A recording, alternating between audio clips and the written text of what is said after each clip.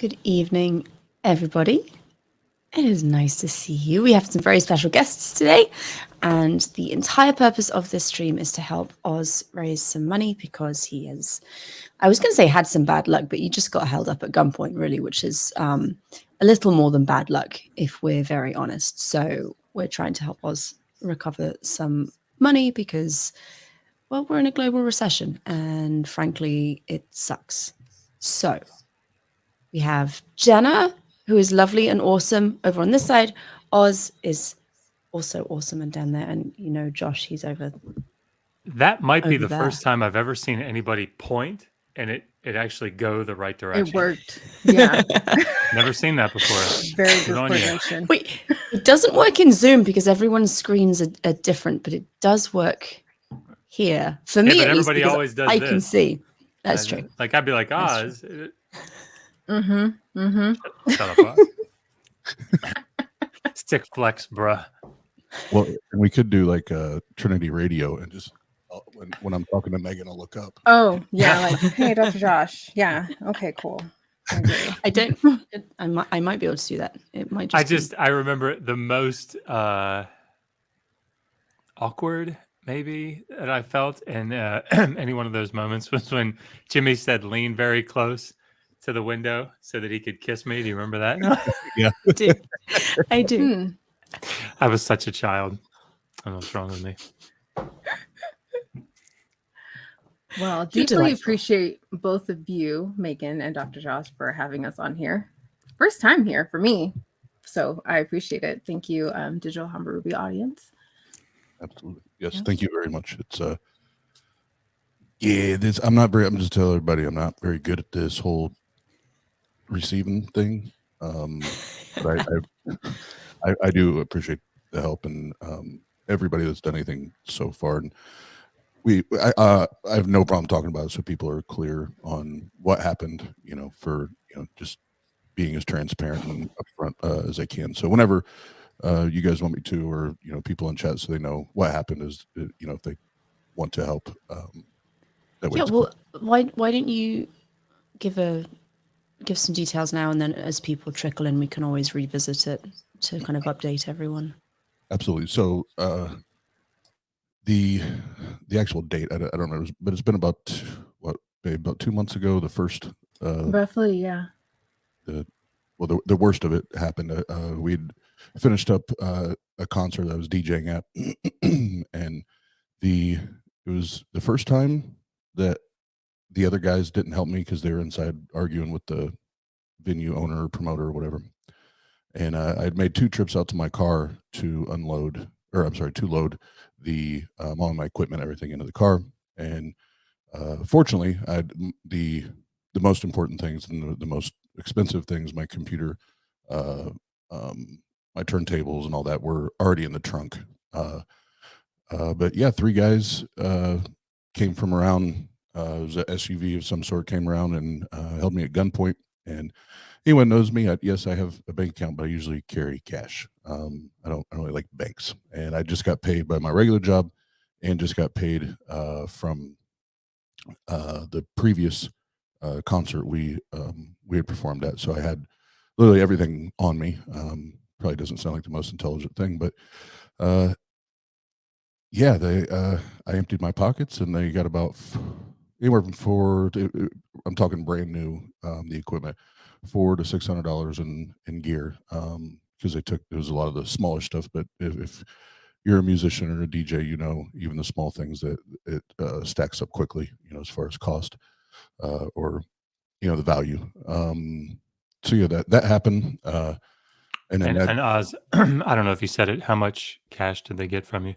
It was between like $1,200.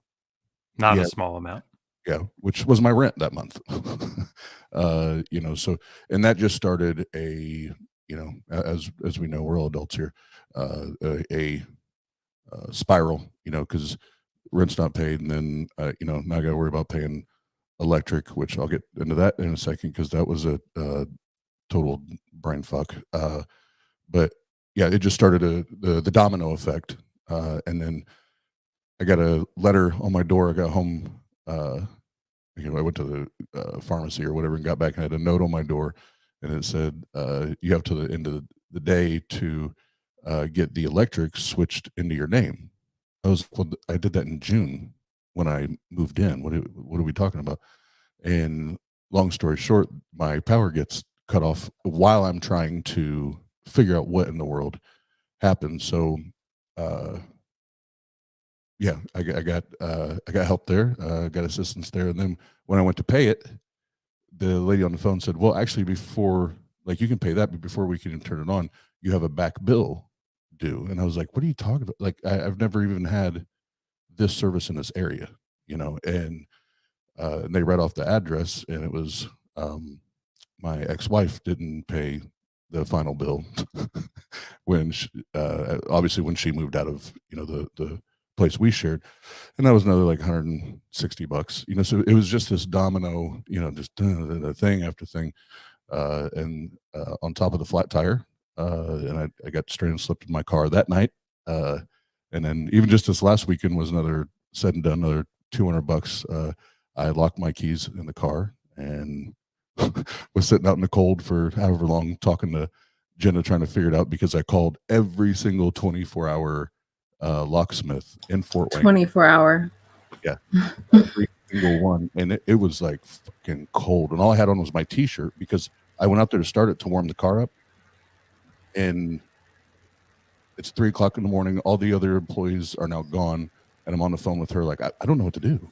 Like, I'm locked out. So we got an Uber finally, after like an hour of trying to get an Uber. If you're familiar with Fort Wayne, the Uber and Lyft service here is shit. Terrible.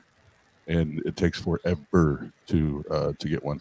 So finally got to the hotel, and then they're like, "Oh, we don't take cash." So then I had to call Jenna back and say, "Hey, I have the cash." I'm sorry, who doesn't take cash? Frankly, That's maybe ridiculous. it was the middle of the night. I don't even know. It was like 4 in the morning at that point, and I'm like, you know what? Just tell me where you are. I'll pay for it. So I covered it, because I'm just like, this is ridiculous. Like, you can't get a break at this point. So And to not make it sound like, because it's life sucks, right? Sometimes life is shitty. It throws you, curveball after curveball, and that's just where I've been. And I stayed to myself and as quiet as long as I could, and trying to grind out. And as I was sharing with Megan backstage before we went live, on top of all that, I think most people, at least you tune into TANG, my job. I work at a comedy club, and up until, again, these like last 2 months had been very steady, very consistent. Made great money, and we had it was either 3 out of 4 weeks or it was 3 in a row, something like that. I don't remember, but it was the first time ever we had one comedian cancel because of COVID. Another one had a death in the family, and I don't remember what the third one is. That's 3 weeks, no work. So on top of all that, it's it's not like I'm just sitting on my ass. I do work, and I work hard, but it was like, when there's no comedian, there's no show, there's no work, and so it was a compound effect. Let's say that. And I wanted to point out, I'm sure everybody watching knows, but just in case, Oz has both Oz and Jenna really have developed the Better Conference, right? That one of the major atheist conferences that we do now each year, and that straight came out of his pocket. I mean, I don't want to go crazy into detail, but I remember at one point you said, "Yeah, I went and dropped like $6,000 on equipment and stuff to get set up," and that was all on faith. Amen. That and I remember having I this see what you did there. yeah, it was nice, right? I remember having this conversation with Oz, saying are you gonna be good? And the response was always, "Look, we need something like this for this community." And so I expect to kind of be in the red the first couple of years. And that'll be okay because it'll be worth it, because it'll be worth it for the community. This will get up and Exactly running. what he told me. Yeah. So like Oz, I think you and I are probably at least a little bit alike in this area. I remember, Jenna, when you messaged us, it had already been like a month since he'd been robbed, right? So it was like, how can I think my response was, why the fuck didn't he tell us sooner? That was my first time knowing too, by the way. So yeah. And of course we discussed for the reasons, and he knows me and how anxious and worried I get. So it was probably for the better. But yeah, when I messaged you was literally within the same hour of me knowing. And that's the thing, like, I probably would think similarly. I should also say, sorry, I'm just going to butt in this point. I should also say, like, Oz didn't ask us to host this. Essentially, I messaged Jenna and said, this is stupid. We're going to do a fundraiser. And I don't care what Oz thinks. So... And here we are. Like, and here we are. And you've tried for, I think, several months at this point, Oz, to work yourself out of it by yourself, which is admirable and independent. But I think there is a very strong community here, and you're a very important part of that, and you work incredibly hard to build that community. And I hope there are people here who are going to want to help. Yeah, I mean, out of this. I think that's what's nice. I put a tweet up, I don't know, a week ago or so, that said I'm very thankful for the atheist community, and I really am, because, like, I was 26 years, like many of us, 26 years in evangelical Christians. I pastored a church, for a while. I know what the Christian community is like, and I'm not knocking that at all here, because I think the Christian community can be very, very tight. This community is closer than the closest Christian community that I was in growing up, and that's saying something. And I really do, feel this way. Like we definitely, we're not the biggest atheist group. Like, we're not the largest out there. But we have each other's backs, and I've seen this community come to the aid of other people, and amazingly well. Yeah. Yeah. So I think this is incredibly important to do, and it's already hard enough. I'll shut up after this, but it's already hard enough being out there. We're still in a pandemic.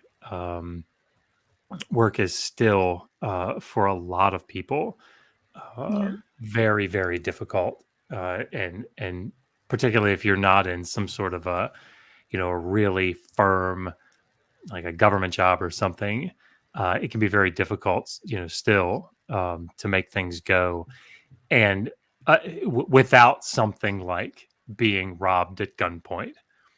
Right. So once that happens, I think, Oz, I think we need to give you a little bump, yes, to try to get things and if back. if I may, and this is more credit to both of you, Megan and Dr. Josh, but definitely in this context to you, Josh, because as you were saying, this community, we have chosen our family. We've chosen the people that we know we can lean on and trust and have that support and genuine love, even if we haven't even met face to face, most people. And I can definitely say that, at the height of the most problematic issue with Oz losing pretty much all his rent and money and gas and anything he could pretty much have to just get by or just have a roof over his head, you came through. Both of you did immensely, but you came through as a brother without blood, and where his own blood family did not. It was like with no hesitation. And that is something commendable to say. And we all know who Oz's brother is. He's a pastor, for Christ's sake. To say that and to know, his family, where he comes from, how hard he works, how much he hustles. It's not like he just does the comedy club. He has like 2 other jobs that he occasionally does too, on top of that, just to make ends meet. On top of, you see him like literally on TANG, the only person streaming every night. So, he's passionate, not only just as a hard worker, and that's just him to a fault, but he's passionate about the community too. He cares. He will bleed, sweat, cry. We know this to be true all day, every day, for any person, just to not see anyone be let down or hurt because of religion or being ostracized or anything, even if they're just lightly talked about in the wrong way. He will have your back, no question. So, am I right? The links, I can't see it because the links are across the bottom. I'm downstairs, right, on the.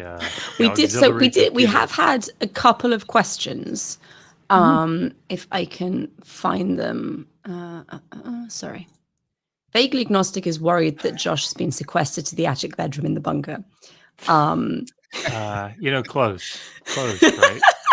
I manually ran down. Cable. I mean, good. Old school.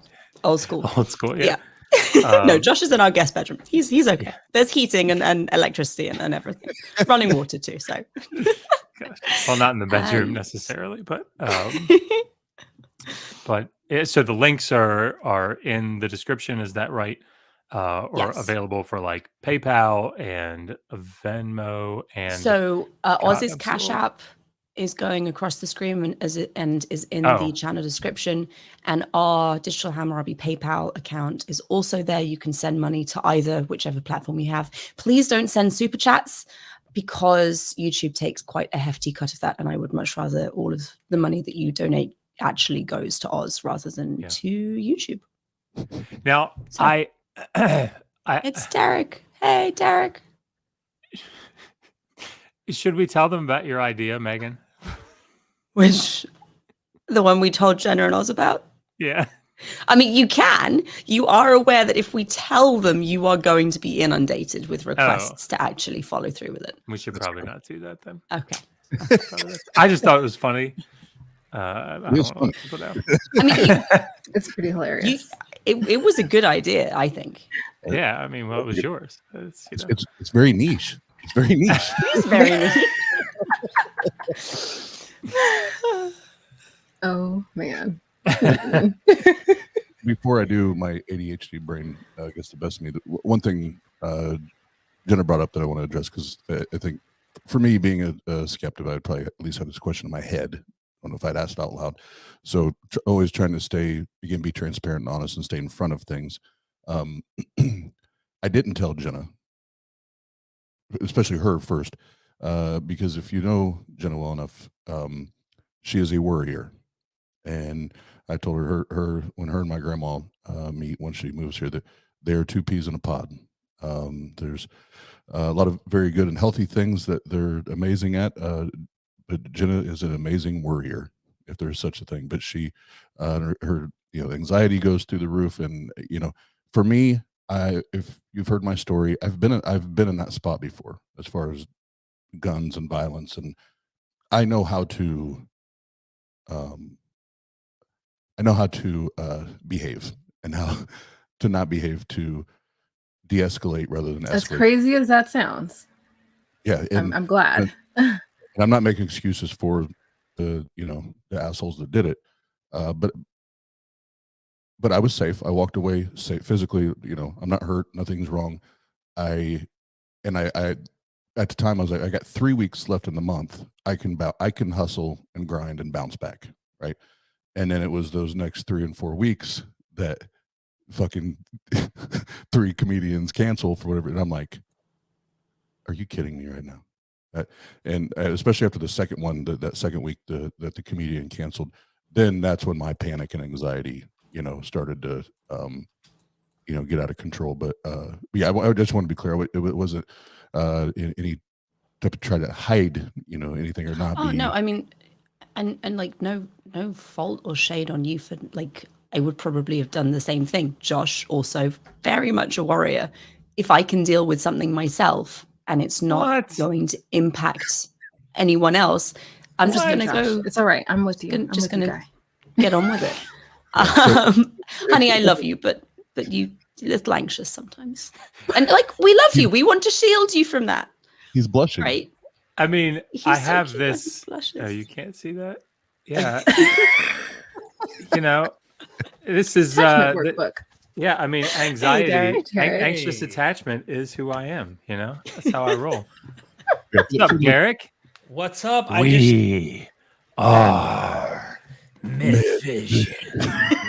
Yeah, I get a lot of crap for that intro, by the way. Still, it's awesome, man. Just stop really the stupid cheesy intro. And I have become a fundamentalist about that intro. I am doubling down now. Now I do it. And I'm like, we, you know, like, whoa, over the top. Hey, I sent you a 20 Oz. I would send you more right now, man. I literally just got back from Israel, and I totally understand life. And I know, bro, you're going through it and you got a heart of gold, man. You deserve all the help you can get. And in any way people can help, I hope that they will. I really, really hope that they'll put you up on top, man, and get you back. Because, you know, you made better happen. I wish I was there. I was in Florida with my family at Disney World. And, you know, like I told you, I was like, dude, I'd have to drive all the way. We had to get my mom and dad's house remodeled, move out west. It was insane. But I'm not here to hog the chat. I just wanted to come and hog the chat. You know what I mean? That's all. That's all it is. No, this is a guest show. The point is to have different people come on and chat. Anytime we get somebody famous, you know, come yeah, on. right. Why is it I wasn't allowed to overtook us a while ago? Say what, Jenna? I said big names tonight. Big names. See, Josh, what you didn't tell everybody is the last time I was traveling through Maryland, you didn't say, dude, whatever you do, you need to come to my house. It was more like, I don't know, you know, your name's Derek Lambert. And it's like, you know, whatever, you know what? Man. My memory isn't that great, but I don't think that's how it went. Okay, maybe not. But, you know. I don't remember. So I guess that's possible that that's how it went. Yeah. Well, I do hope that. Have you had any success? Has anybody helped donate in any way, shape, or form, Oz, and help? Yes, absolutely. And yes, and Derek, and anybody, whatever it is, thank you. I just, I appreciate any fucking thing. So, and I suck at this, so I'm going to stutter and not word well. But no, thank you guys. I love y'all. Yeah, here's the problem, though, and I mean, Derek, I think you can probably back this up. You know, atheists don't have the moral ultimacy necessary for the preconditional grounding of all possible impossibilities instantiation, right? For the necessary preconditions. So, you know, I'm still stumped by it. You know, I have no idea what any of that means. What is ultimate? Yeah, it's I want the room to see that Oz dodged my clear and circumspect question. Yeah, that's usually the way it goes in real life. Oh, Ray has a memory. Remember, you were so. Oh my gosh, Ray! I was at Josh's house recording, and then all of a sudden, it was like, sorry to do this to you, but you know, Megan's Derek might need to move the car because I'm in labor and we may need to go to the hospital. Let's drill down into that for a second. Right. This was the night where I'm lying down and she's got her little phone app, and every time I see a light turn on, it's because she's starting the timing for the contraction. And she said, go to sleep, go to sleep. So I drifted off and I woke up maybe around 11 and she's on the phone with the doctor. And she says, yeah. So I guess they're pretty strong. Yeah, about 2 minutes. It wasn't 2 minutes. It was 2 minutes. Yes. Oh, okay. He remembers that. Yeah, we were an hour. from the hospital that we were going to go to, and I was like, whoa. We're not making it to that hospital. We did not make it to that hospital. Yeah, she was like fully dilated, ready. Yeah, I heard crying. You know, you didn't. It was with the twins, and I had a scheduled C-section because one of them was lined up, and I'd seen the obstetrician that morning, and he'd said, "Okay, you've got contractions going, but if you can't feel them," and I couldn't feel them, they're just like Braxton Hicks. You'll be fine. And Josh texted Derek and said, "It's okay. The OB says you're fine to come up." Excuse me, yes, baby.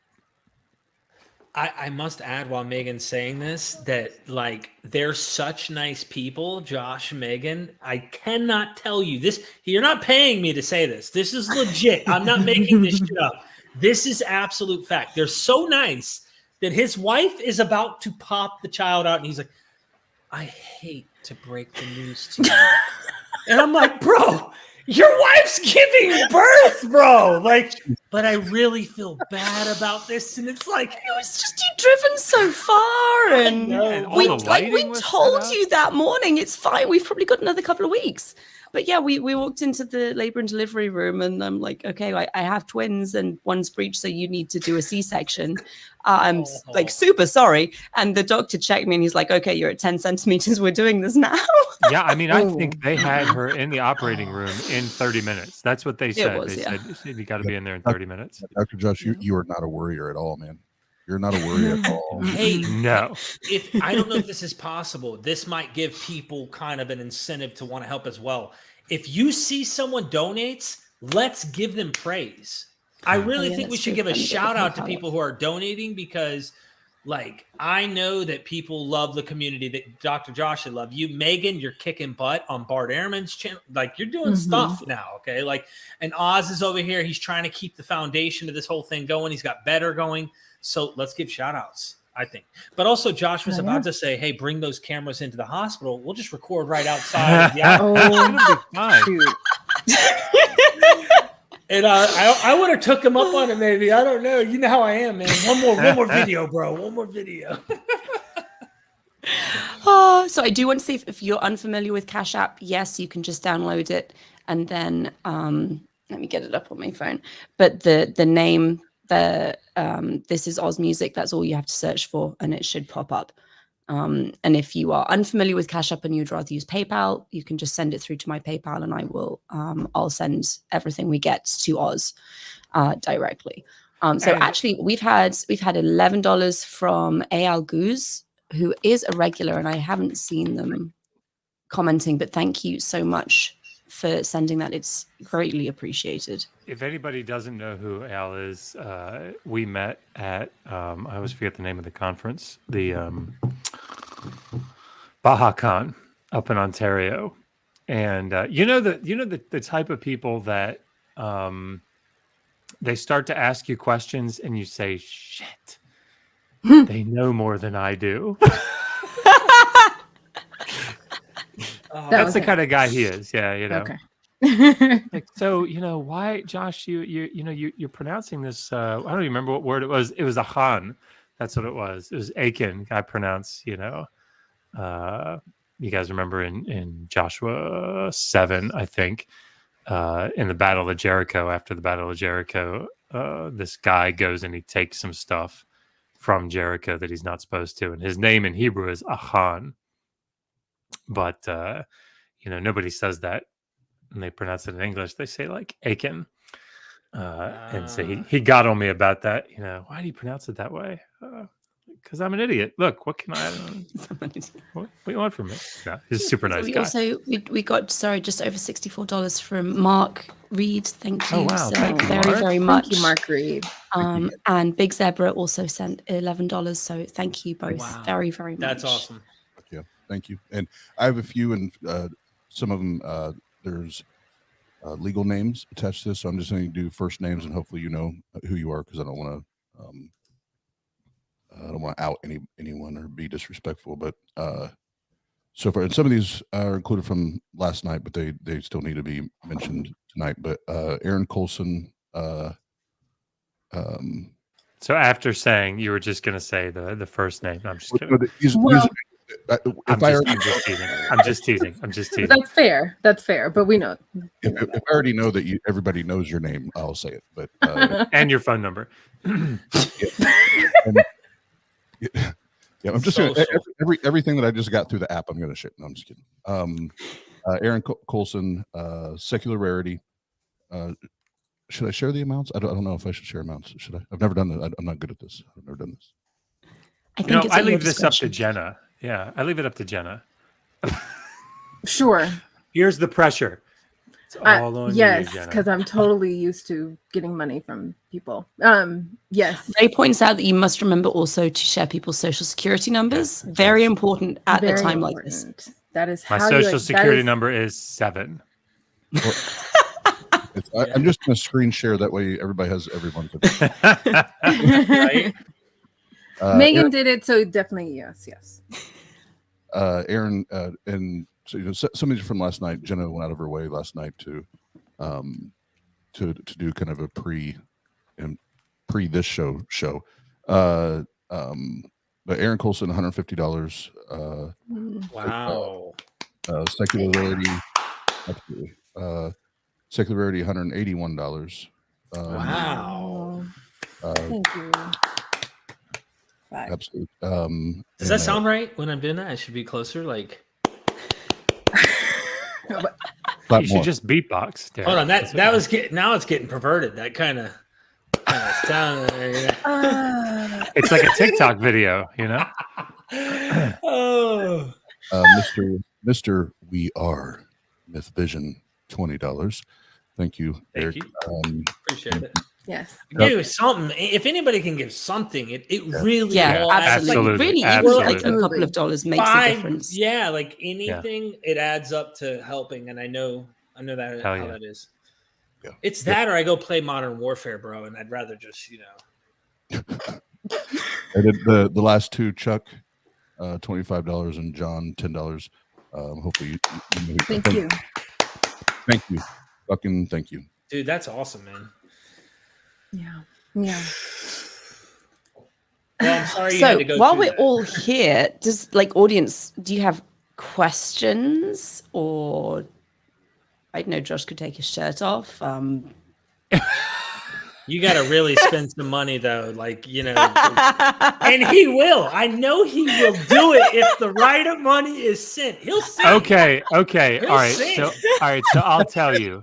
Are you sure? Yeah. All right. So look, this is settled, right? We're not doing this. But Megan had this idea yesterday that we did if we reached a certain amount, and that we would do a not Kent Hovind OnlyFans picture. Oh my! So we have them, right? There are 3. They all include the glasses and a strategically placed Hawaiian shirt. I I saw them and said, I am suddenly shy. So strategically placed. That's not for you to judge, honestly. Dr. Josh, so what's the amount that has to be? No. Didn't you hear me in the beginning? This is a settled. We are not doing this. Why would you Jenna, fly me at the next Better conference and I'll show you. Oh, girl. Yes, I will. Mm-hmm. Dr. Josh wants to smoke? I don't. At best, I know you've at least memorized one of his songs from his album. At least That's one. True. Yeah. Like most of them. I don't know. Don't you listen to them every time you drive in the car? Yes. So probably more than. Oh, he's a fan. It's cute. He is.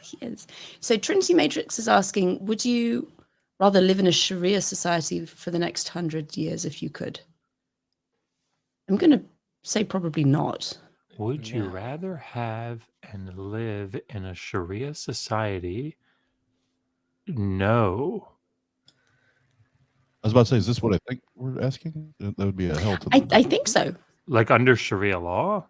Yeah, that's what it sounds like. Yeah. No, thank you. No, I don't. I don't Yeah. think I'd be comfortable. Let's put it another way, right? In your field of expertise, would you like to live under Tanakh law as described within the Hebrew Bible? I am not kidding. I am Exactly. not kidding.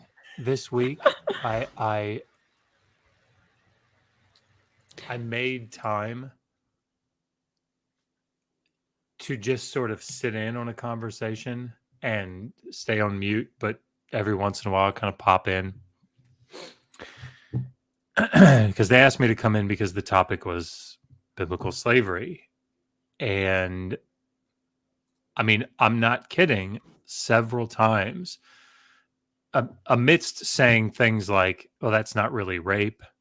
I mean, what else were you going to do with virgin captives? Amidst, nice, modest things like that. I mean, the person literally said, I think it would be really great, actually, if we, if we could bring back the Old Testament system for slavery. And yeah, I agree. It was like, well, I gotta go for any number of reasons. Yes. Wow. Wow. Peace. Wow. Yeah. Wow. Rap in the voice of On another note, Zebra thinks that you should just rap as Kent. I hope Dr. Hovind and Oz rap battle. Now they know that this isn't free, right? Like this requires hefty. You gotta hefty. you want them to shake it, you gotta, throw shekels. Tell him, Derek. Gotta do it. You gotta do it. Trinity Matrix, is that, do we think it's Braxton? I'm just kidding. I'm sure it's not. It's not. Trinity. Yeah, so the question was what we thought it was, and I think the answer still stands as no, Yeah, thank you. not. I don't think anyone here would like to live in Sharia law. I will say this. I was in, of course, it was a militaristic state, but I was in Syria just before the Civil War, and I loved the time that I spent there. Now, of course, I mean, it was not, obviously it was not, there were downsides. But going to Aleppo every weekend, walk around for the day. I mean, it was a beautiful place. It's a real shame. I don't know. Sorry, I just brought this stream down, but beautiful place before it. I might add to the voice when me and Ryan were over there in the Holy Land, if you will, and we were at the Welling Wall. First night we met up with Rabbi Tovia Singer because I've been connected with him for a long time. We go down to go to the wall, and Ryan wants to go with me. She wants to experience it all. And there was a moment where you can't experience this with me. And the men had to go down on this side, which is enormous. If you go down there in person, they have all of this space. And then underneath, they have all these like scroll cabinets. They've got it made. The women have this little tiny section over here. And we went on that night, and my wife you could see it in her face. She's never experienced that because we're privileged in the West. And of course, it's really conservative religious folks that vote these kind of things in and enforce those. But we went back during the daytime on a bar mitzvah day. It was like a Thursday or something. I can't remember what day. The women have to sit on the fence and watch their children with the dad celebrate, but they're on the women's side. They're not allowed to be on the men's side. So they're watching them at the holy wall, and they're just sitting there smiling. And they, you get this misrepresentation of like, they're not unhappy about this. Kind of like someone who's wearing like a full-on hijab, and you're like, but in reality, if you talk to people who have the freedom to do these things and they're not like raised or trained to think this way, my wife felt so uncomfortable. Even when we went in the hotel rooms, they had we just need one bed. Like it's me and my wife. They give you every bed is 2 beds in case she's menstruating. This tells you how, it goes deep. So, I feel you on bringing this whole thing down a little, Sorry. I have some good news. We got another donation from Mr. Morgan, so thank you so much for 35. Thank you. Yes, very much appreciate it, sir. And I have another one too. My Fort Wayne homie, Jared, and he heads up the local Fort Wayne skeptic / atheist group here that I hang out with, and we met at Better for $32. Thank you, brother. Yes, the Humanist Fellowship Assembly. Thank you. Awesome. Yes, HFA. Go look them up if you're in the Fort Wayne area. Go look them up. It's a badass group. Hi, Bree. Bree has a question. Which did Jesus hate more, fig trees or pigs? It's a tough one. Like, are we taking this serious? Because if we're taking this serious, I suspect not. I suspect not.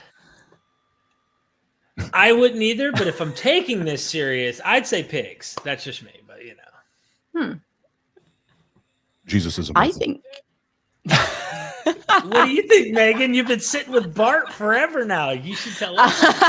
This is true. We've actually not started talking about Jesus, which is maybe a little odd for a New Testament podcast, but we've done a whole bunch of other stuff there. We actually sat down and recorded a lot yesterday, so my brain is still a little bit fried. But I am learning so much. It's amazing because I've never done like New Testament scholarship before. There are New Testament books scattered everywhere throughout the house. It warms my heart every time I see an Amazon package and I open a book and it's like Introduction to the New Testament. It's like, yeah, so proud. Yeah, I am. I listen to every podcast. So if you guys haven't started listening to the Misquoting Jesus podcast, like get out there and do it. Also, if you haven't purchased Oz's album, like, you can just leave. Thing. You can just leave. Just peace. You can go literally and buy it and then you come can back. literally Go buy it. Go to jesusisamyth.com and that'll take you to the Apple Music Store where you can purchase Devil's Night. It Yes, is. You heard that correctly. jesusisamyth.com. You can purchase Oz. You're very subtle, Oz. That's one of the things I really love about you. Just your Love absolute subtlety. He's trying to start the conversation, but I think we all agree to some degree, no matter what. I think we all agree. Yes, absolutely. I can agree with that statement. I mean, but I still think there was a guy at the basis. You know that. So, but yeah, I think ultimately there was no walking on water, and the whole nine. You know. So that's not the. Anyway, I'm trying to meet you in the middle, man. Hold on. I'll get back to that. Why did you start this? I saw a robin today. What? Before I forget, Let's talk about that. I saw Aaron Colson was in chat. I don't know if he's still here, but again, from last night, thank you so much, Aaron. And Aaron's a huge supporter and yeah, all of that. Just a great support for TANG and for Jenna and I and Mark. I saw you in the chat. Thank you so much. And then Chuck just sent $20 via Cash App. So thank you. Thank you, Chuck. Thank you. And back to that conversation, my favorite conversation. No, if it's not Jesus the Christ, it's if he has whiskey in his hands, you're in trouble. It's if the dude lacks divinity, it's not Jesus the Christ. It's just a dude named Jesus. I don't care about him. Well, we're talking first century. So if you're anybody, human, it could be Augustine, it could be or Caesar Augustus or Julius Caesar or any of these guys. They were humans, but they had a sense of divinity, like they were beyond mortals. And I would look to that area and say, okay, who can we compare this guy who is like a god? And then there's a big tricky thing. We're dealing with Greek literature. We're dealing with an audience that I would say is very Hellenistic. And so this is where the hard part comes in. It's like, I'm with you in the sense that did Caesar Augustus actually have portents as Suetonius portrays? And did he come like there was thunder that struck near the city of so-and-so and the Romans almost like he creates this narrative, a birth narrative for Caesar Augustus that you would go, that didn't ever happen. But Caesar Augustus is a guy and we have good reason to think he existed. Harder when you have a peasant from Galilee. Much harder to try and pin this guy into history, especially when you have so much mythology about the guy. But so what level of divinity does the Jesus person have? That's slightly more than Naram's sin, but less than the Pharaoh. and obviously, when I say this, I'm being playful. But Derek, that sounds like a whole lot of faith to me. What does? What does? When I hear that well, there has to be, like, if there's this dude, and because these other dudes existed in the first century, then maybe this dude existed that we don't have evidence that the dude existed. Well, we don't have archaeological evidence that Jesus existed at all, which is why I'm very tentative. But if we take Paul's letters, born of a woman, of the seed of David, literally these are terms that are Hebraisms, if you will. These are euphemisms used in the Jewish world. We find in the Dead Sea Scrolls, men that are born of women. They talk about the teacher of righteousness this way. And I see this and I go, Paul, it walks like a duck and talks like a duck. I don't see Paul say, born of a woman in heaven in a celestial form from the sperm of David in heaven. Now, that sounds like faith to leap to that conclusion rather than asserting this is just a guy that is being mythologized. That's why I would say what makes the most sense is Paul to me in that sense. And I know the arguments that Carrier and everybody else already makes, but that's why I drew this conclusion, because I thought out of the data, to me, here's the guy, and this guy gets mythologized. And Paul has him as a human, as a mortal born from the seed of David, in descendancy of Adam. I see him as he had to be another last Adam, and Adam is the first of all man. You know what I mean? So would we agree then he's not Jesus the Christ? He's just a dude named Jesus. Well, Christ just simply means the Messiah.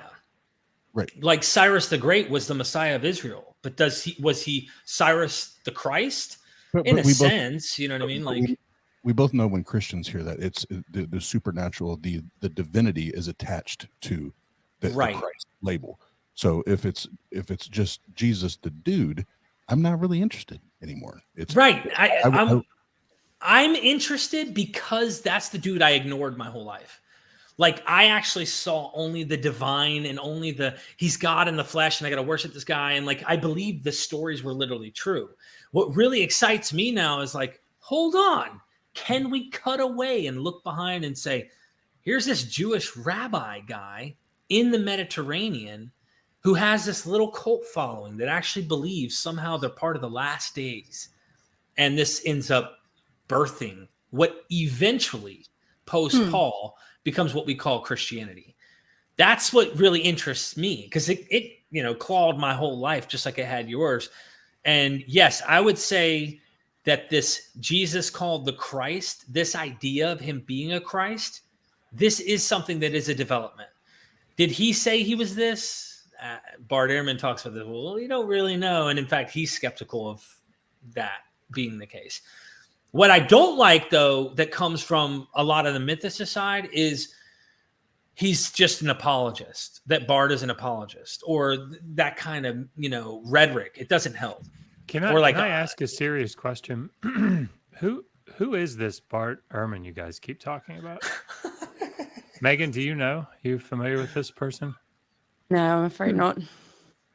Well, yeah, maybe he's a myth too. He's kind of a myth too, It's like, that's my stupid segue into. In case anybody doesn't know, Megan is the host of Bart Ehrman's podcast, Misquoting Jesus. She's the host, handpicked, ladies and gentlemen. So you guys should go listen to it because it's awesome. It's on YouTube and it's on, all podcast. Good podcast. Excellent promo. Albums. Excellent. Yeah. Also go buy Oz's album. Definitely. We had. I appreciate the plug. I did skip right over that. I am a apple juiceaholic. No, I'm kidding. It's a $10 bottle of Canadian Club or whatever the hell it's called. That's it. Amazing. That's it. That's it. Again, I'm broke. It's the bottom of the barrel, y'all. bottom of the barrel. No, please go by that. That's another way you can help now. Because of Apple and Spotify, it takes like 2 months to see the dollars, but the album is out there. Devil's Night, you can find it on iTunes, Apple Music, Spotify, Amazon. I just got a ping the other day that actually somebody did listen to it on Pandora, and I was like, people still use Pandora. That's cool. I haven't heard of that in a long time. Yeah. Pandora. My sister.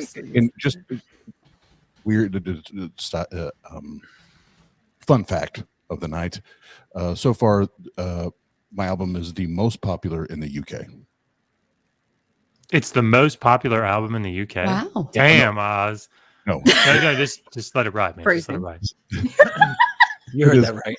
It is most popular, not the most. It is most popular in the UK.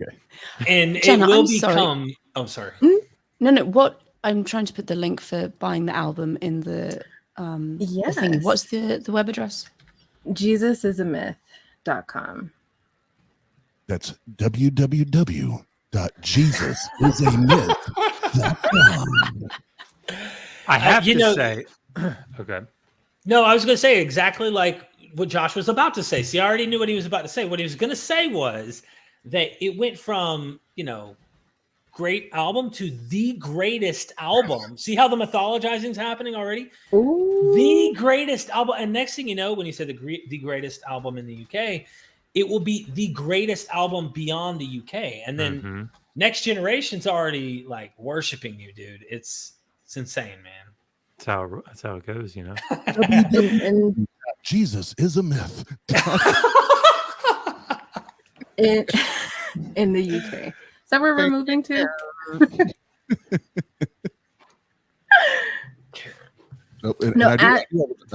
You go for it. No, I was gonna say the handle, although cute, was also used for initially for when we had Better earlier this year in June, for people to have that direct go-to to purchase their reservation tickets. But and that was developed by Aaron Colson. And, Aaron Colson lovingly reached out to me 1 week before Oz's album release to just transform that website link to get you directly to his Apple Music album so you can purchase. So, yeah, Aaron's the shit. Yep. Good. And again, that's JesusIsAMyth.com. And we have a few more here to catch up. So let me show you real quick. Thank y'all. Clifford, $50. Thank you. Fucking thank you. Maya, $25. Thank you. Thank you. $10. Thank you. Wow. You guys are fucking amazing. You guys are amazing. This community. Yeah. I do. Yeah, man. They really are. So somebody asked to do just so you know. Sorry, just share it. Everybody at once. Somebody go. I know I was going to go a different direction. Y'all go ahead. Well, I'm literally about to have to go, but I had to stop in and literally tell you, Oz, don't give up. Keep going. Jenna, great. I'm glad to see someone who has his back and is really supportive. It's great to see your relationship flower like it has online. Dr. Josh, I don't really have anything to say to you. Megan, nobody does. Great to see you. No. No, I really appreciate it. And thank you for allowing me to come on. Keep up the good work. Josh, we got to do another live sometime soon. And hell yeah, man. And just hope that everybody helps support you. I'm working, Derek, just so you know, I'm working on second edition of the Did the Old Testament Endorse Slavery book. So wow. Getting after you finish the second Atheist Handbook, I made him promise to take a break until Christmas, because this man works like a demon. And he was like, yeah, I'll definitely do that. Definitely. And then, no kidding, a month later, he's like, I'm bored. I'm just going to start just planning. Something's wrong with my next book. Headphones. Just like writing the outline. And now he's in full on research mode. Josh. Megan, I can definitely sympathize with that. I can. I totally get it. Yep. I can't really complain too much because I'm very similar, but... And before you go, Derek, first of all, thank you. Yeah, brother. Thank you for hanging out, but also thank you for giving and donating. God, I feel like a pastor right now. I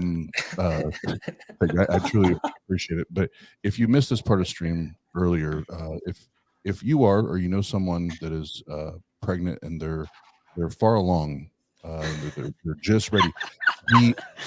He is the comic dilator. Bad joke. He's got bad jokes for days that it induces labor. So holla at your boy. Yeah. Thanks, Oz. Appreciate the plug there. It means a lot. A service you didn't even know you provided.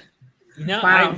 I would have had, like I told Dr. Josh, I would have done this on my stream, on my channel. I've already done multiple GoFundMes, and I'm like, I feel guilty that I would have even had to bring that up. But I did share it to the community tab. Hopefully, I don't feel like a beggar with a cup in my hand constantly, trying to do that. But I get it. I mean, I get it. I literally do this full time, and it sounds like that. So you're offering things, you're giving back, you're doing what you can, and that's how I do it. And at the end of the day, you can't feel bad about it. Or you could just convert to Catholicism and get a lot of attention that way. It's there's options in your you've got. Or you could be an arrogant git and deconvert from Christianity, but then say something like, at least I'm not an atheist. My brain still functions. Yeah. You could do something like that. You could do that. And I did tell my dad. I did tell my dad yesterday, I was like, I could probably cure this problem in like 5 minutes and just announce to the Christian community that I have now reconverted back to Christianity. It'd be the most dishonest thing that I've ever done in my entire life, but it would cure a lot of money. I thought you were going to say OnlyFans. I mean, I'm just keeping it real. Yeah. Well, that's later. That's later. That's when I then deconvert. When you need to make more money because they're not giving you anymore, we get it. We get it. Yeah. Thank you, Derek. Yeah, thank you, you. I hope the other people who have voices that are out there and influential will join the stream tonight and create a wave, even if it's $5. It's $5, literally, we understand. But anything to go and help Oz and what he's doing, trust me, it'll come back around, and we'll make sure that it was worth your time and your money. So. Oh yeah. Love you, brother. Thank you. Thank you, Derek. Before you go. Random question: who was or is your favorite Christian music group when you were a Christian? Oh, Christian music. Great question. Oh wow. It depends on the time, because like you go through certain weird phases of different kinds of Christianity. I think at the end, I really did like Switchfoot. I liked certain music that wasn't quite worshipy on the same level that I used to. It used to be like really. Mm-hmm. But Switchfoot was probably a good kind of alternative rock style Christian band at the end. Now, early on, I don't know if you remember that guy, Carmen. Oh, God. Oh, God. Josh remembers, clearly. Carmen. You shut your face. I wrote the book. Yeah, so if you know about Carmen, that's... Why did you do that? Hey, all right, Oz. Here, Oz. I'm gonna bring you back, man. T-Bone, the Redeemed Hoodlum. Oh, hell yeah, hell yeah, hell yeah. Or SS Mob, the original gospel gangster. Throwing out the wicked. And before, I already said this once, but so Derek just interviewed Brady Goodwin Jr., aka the artist formerly known as Fanatic. And have to do that every time. We've not announced it publicly yet, but I know. Obviously, he and I have become good friends. He loves and appreciates both of you guys. We've confirmed that he and Dave Warnock are the headline speakers for Better 2023. So we're going to get all kinds of fanatical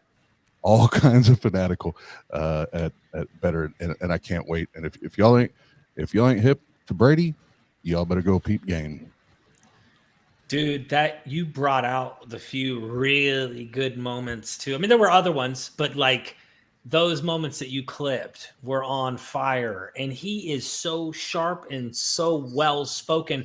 We talked off air, and he wasn't so sure on whether or not he was called and chosen to the task, if you know what I mean. And then the next morning, he texted me early in the morning after we did our interview, and he goes, I thought about what you said last night, and I think I might put more eggs in this basket and really start waking people up. So motivate him. But then my comment took him 2 steps back, right? When he realized that he couldn't ground the necessary preconditional ultimacy. Leave now. Of the possibilities just and possibles. Run. That's fine. And Derek, when I posted that on YouTube, I sent Brady the link, because I wanted him to be, aware of it, because it's, I'm using his voice, his image, and all that. And he listened to it, and he texted back. He was like, "Oh, I said a lot."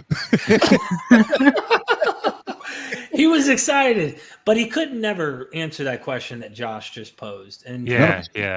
I mean, no one can answer that question, to be fair. It's just... This is true.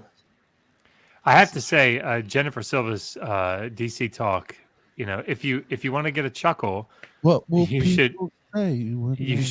should not right now, obviously, but when this is over, stay on YouTube and type in Digital Hammurabi, Josh sings or something like that. You can hear me sing "What If I Stumble" in 2009. I will find the link and put it in the chat for those who are interested. I remember that one.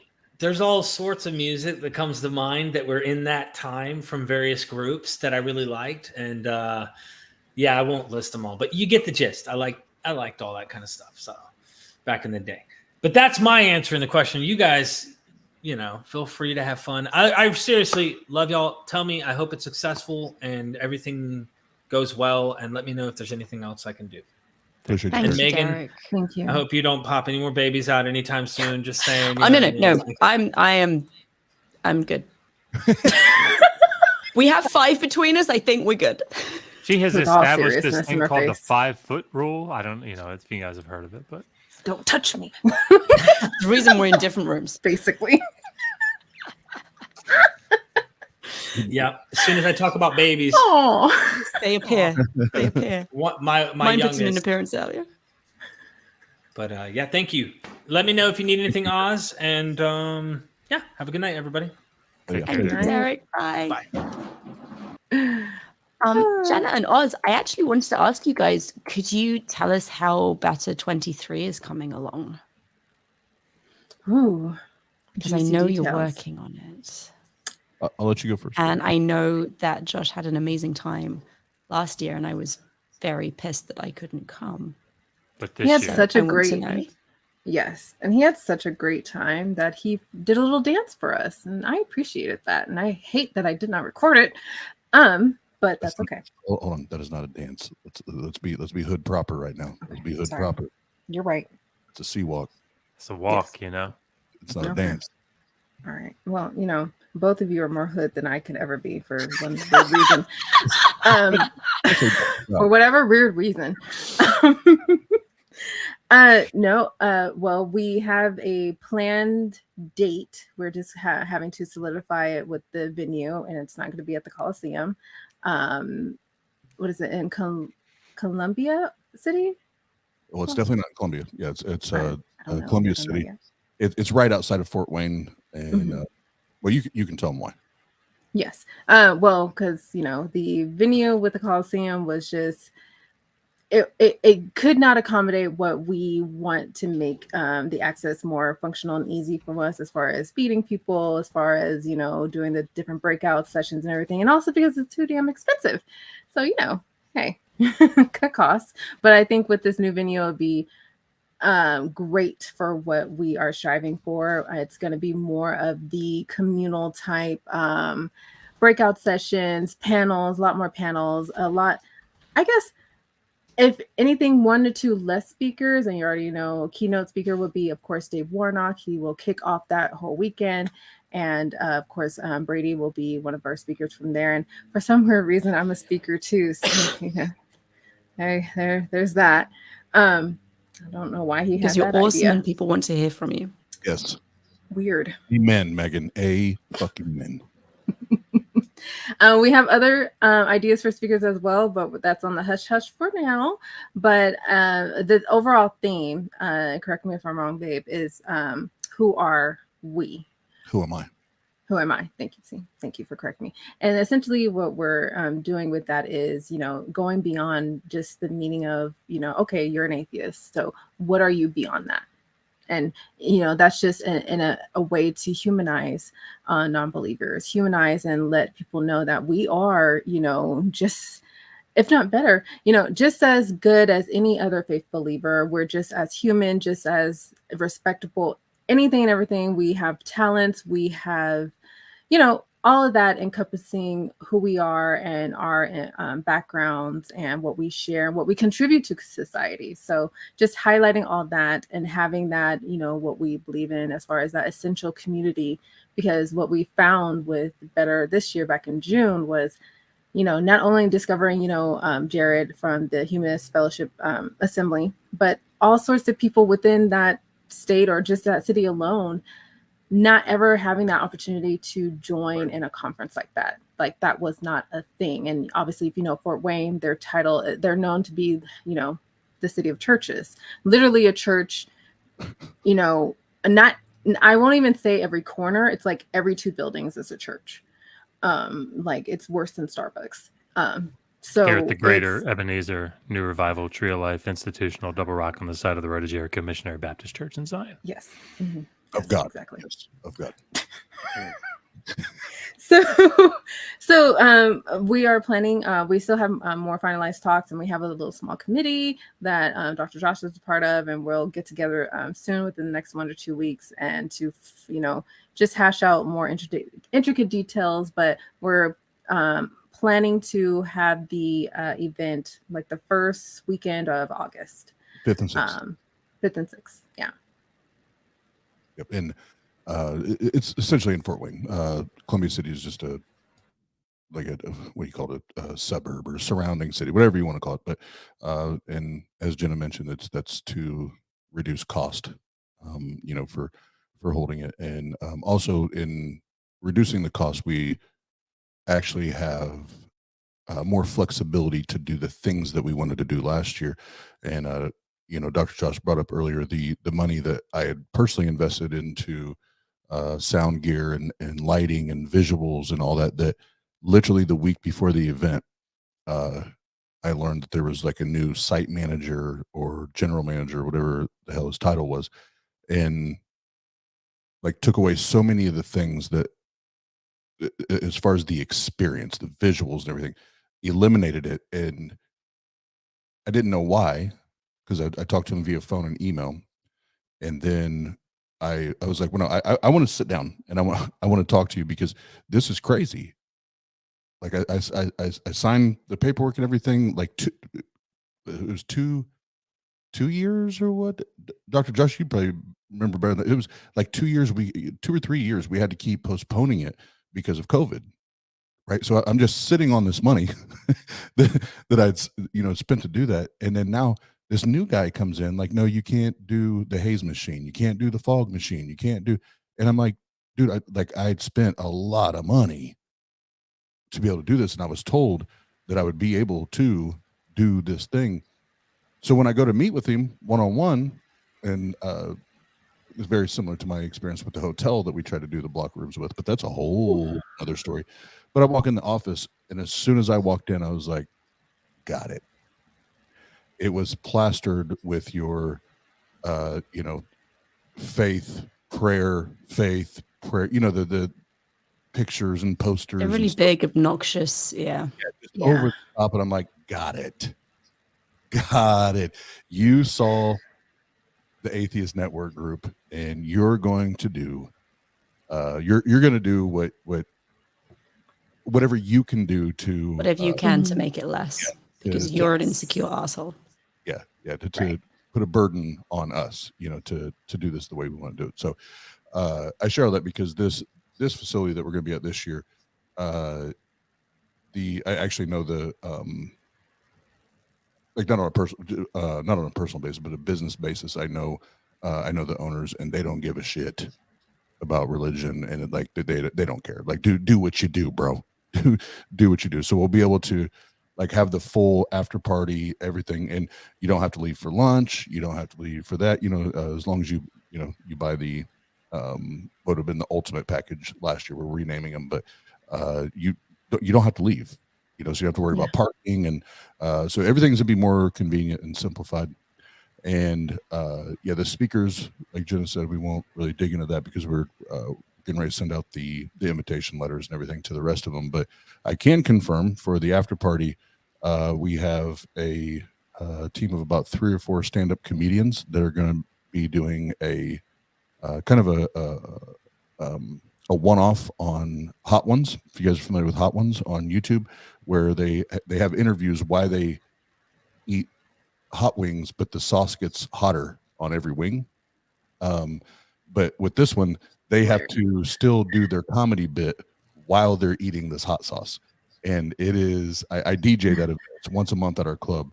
It's hilarious. Like I'm ready to piss my pants funny because they're trying to keep with their gimmick, but their mouth is on fire. They lose all ability to actually tell the jokes. So is that the guys at DJ for Ernie Wayne and Case Kane, and then go check them out. They're good. They're fucking awesome guys. But they're going to kind of end the after party, and your boy will be DJing for that, of course. But again, in that, and it'll be a blast. I'm looking forward to it. It sounds like it's going to be a lot of fun. Hell yeah! And hopefully this year I'll actually be able to attend. Hell Possibly with too many children coming also, but I'll be there.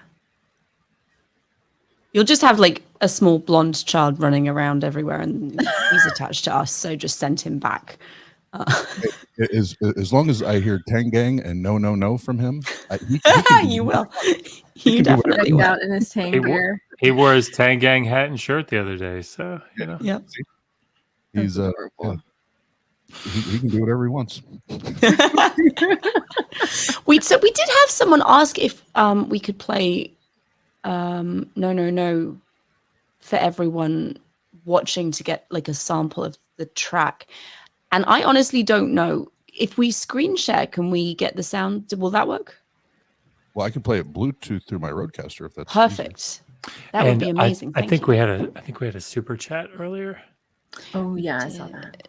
That was from Jennifer.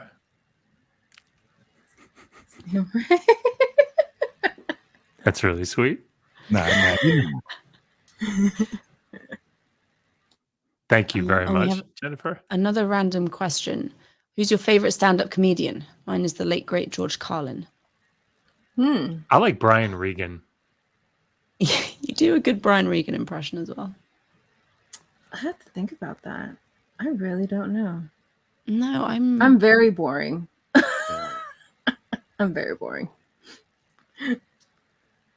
I've been going back and forth, Jenna, about your background because I keep thinking it's green screen, but then I look. My literal it seems background. like it moves.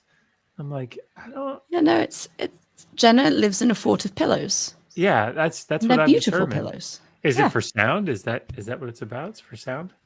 No, it's just I'm literally sitting on the floor in the corner of my room next to my bed, and I just have nice plushiness things. So Oh, okay. I see it now. I had to be like just like stacked up pillows all around you for audio. It looks like that. Like these are stacked. I have like mood lighting and purple because I love purple and everything around here is purple. And I have. Mark says that Jenna is nesting. Jenna nest. This is my nest. Yes, to be a fairly decent content creator, you have to have the look. I guess you can say so. I'm so surprised to see Mark Reed here. Like how can he, show his face in public after being destroyed so many times in debates?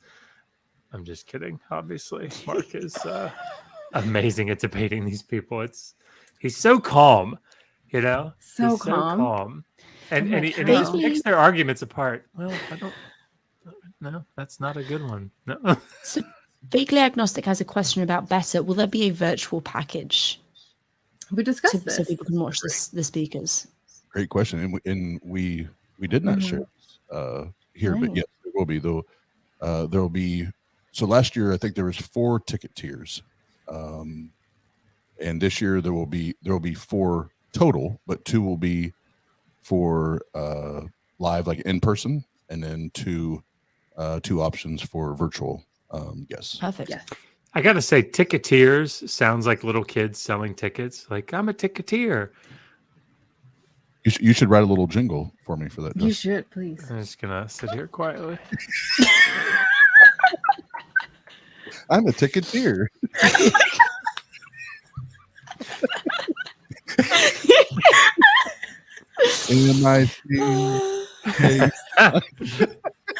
Oh shoot! Hi, Casey.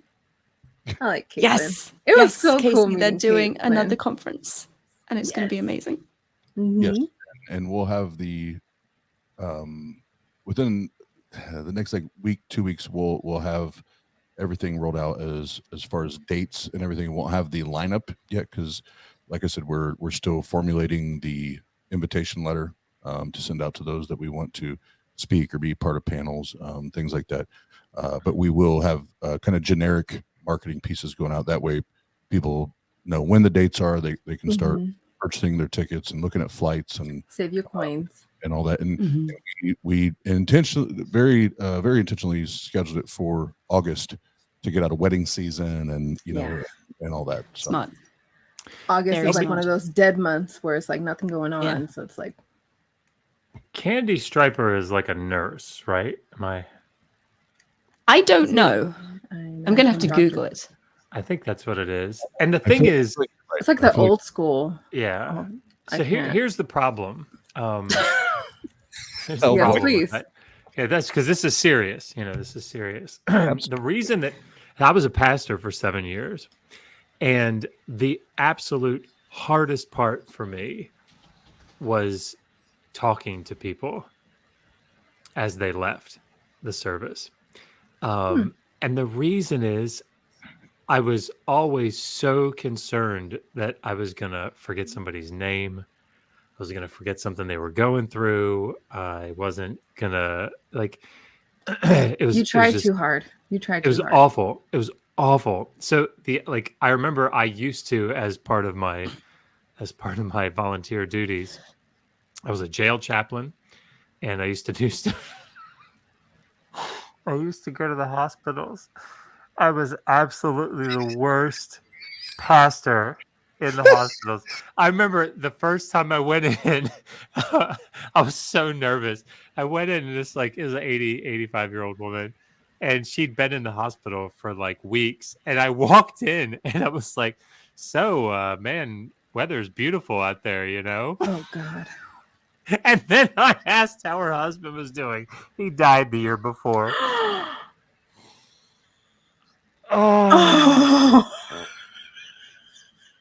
I had a very forgiving congregation, but yeah, after that experience, I was like, never, ever, ever am I coming back to the hospital because I will. You are not the pastor that should do field work. No. Stay in the church. Yeah. Yeah. Just shake hands and say God bless you as they go. You don't have no names. That's the easy part. God bless you. God bless you. That's it. It was so bad. Oh, I was just so bad. I hated it so much. And then they put me in charge in the jail. Smooth my sense. They put you in charge? The thing that I was put in charge of was determining if people were actually Muslim. Because when somebody came into the jail, they'd often join a gang of some sort, and so they would say, I'm a Muslim, and so in that particular jail, but it cost the jail extra money because if they had the meals that they would eat and some of the accommodations that would be made for each inmate, it cost more. So they were like, well, we want to make sure they're not just pretending, making that up. And I was like, well, how on earth do you want me to determine that? So that the senior pastor, that was like the head jail chaplain, he was like, let me show you how to do it. So he'd go up to him and ask him like theology questions about Islam. And I'm like, how would you let me go ask some random evangelical theological questions. What if they don't get them right? Does that mean they're not a Christian? I mean, what kind of stupid... Anyway, it was just really... I hated it. I hated it to death. Yeah, that sounds like a mess. That sounds like a bad. It's really bad. Yay. So I asked Oz about 5 years ago if he could play one of his songs, and then we all got very strongly sidetracked. Sorry, gracious. So which one did you guys want? No. I think someone asked for no. No, Casey says she has to wait until John gets home to donate because she's old and doesn't do PayPal or Cash App. Okay. You're not old. You're wonderful. I mean, you could be old and wonderful, but I happen to know for a fact that you're also just not old. And or we can be old together. It's fine. And I got to hang out with Caitlin and the Godless Engineer. That was cool. They are two of my favorite people. And one of the reasons I was so pissed about missing Better is because Casey has been one of my best friends for 5 years and we have never met in person. And I was like, yes, I'll go to Better and see Casey and John. And then I was like, nope, that's not happening. Well, 2023. But it's beautiful that you Next said time. how that. Yes, Next time. exactly. 2023. Exactly. But no, and they were a huge support at Better and always checking, make sure I was okay. Did I need anything? Things like that. They're the best. They awesome. were. Yeah. They are the best. And we have a question. We're going to come back to the question after the music because I keep forgetting the music. I've got to be careful doing this. It's because I'm on my picture roll, but I just wanted to.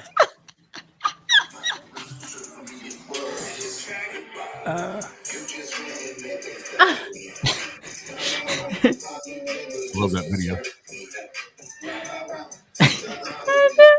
Walk away.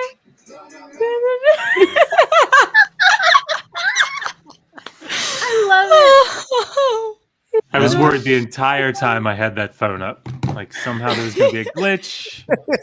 Magically. And then Dr. Hovind.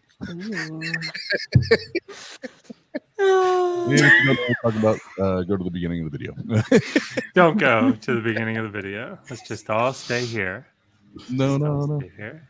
Right. I'll pull it back. Play that hot, delicious track.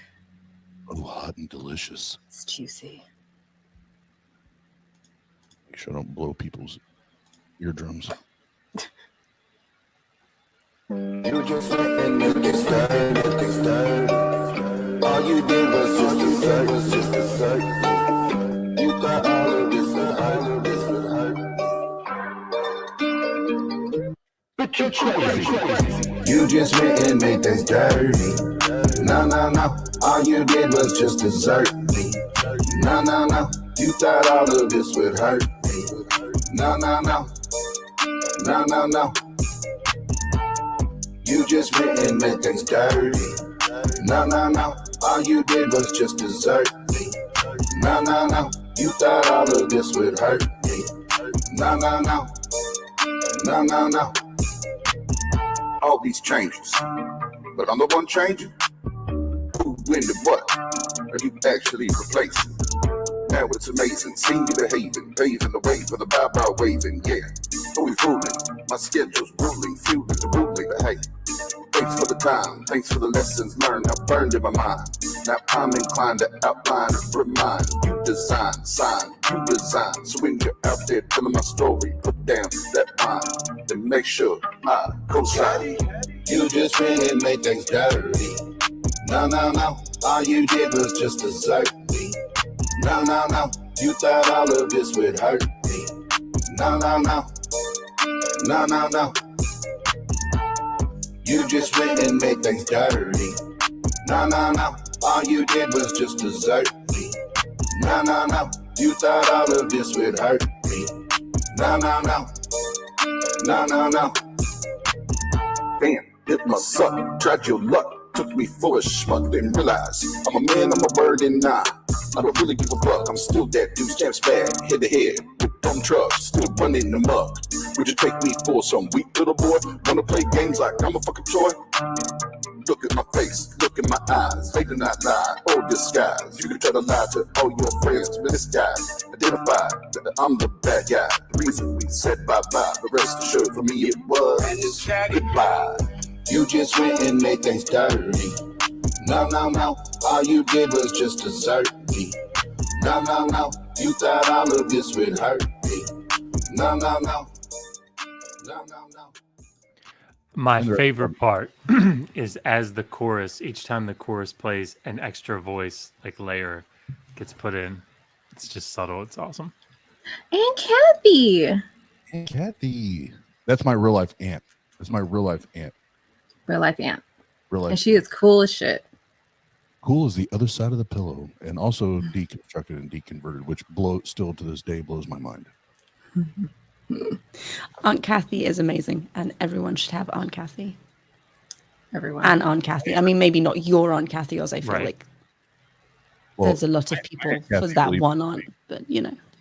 My Aunt Kathy will tell you she has no problem also being your Aunt Kathy. And she loves hugs and shit. So I need to also point out, sorry to keep plugging your album, but like it's very eclectic.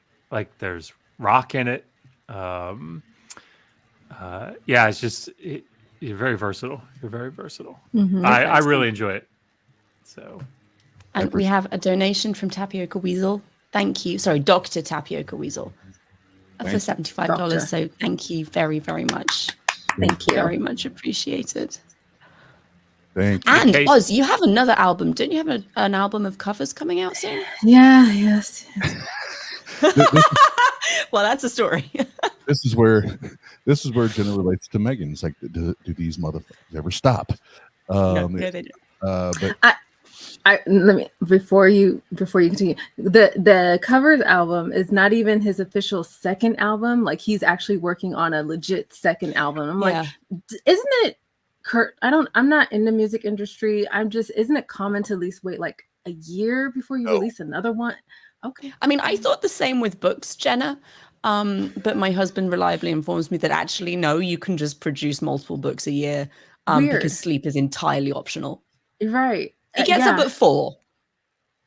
He gets up at 4. Well, he's awake and beyond 4, but you know, I get it. Yeah, I get it. I'm sure Dr. Josh and I, as far as hours invested, it's the same. It's just on the opposite ends of the clock. Like Josh gets up early. Yeah, I think so. And you kind of overlap in the middle a bit. Yeah. When he's waking up, I'm just going to bed. So true.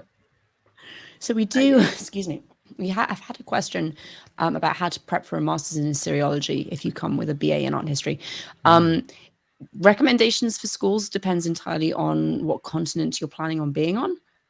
For North America, you've got Hopkins, obviously, Brown, Yale, Chicago.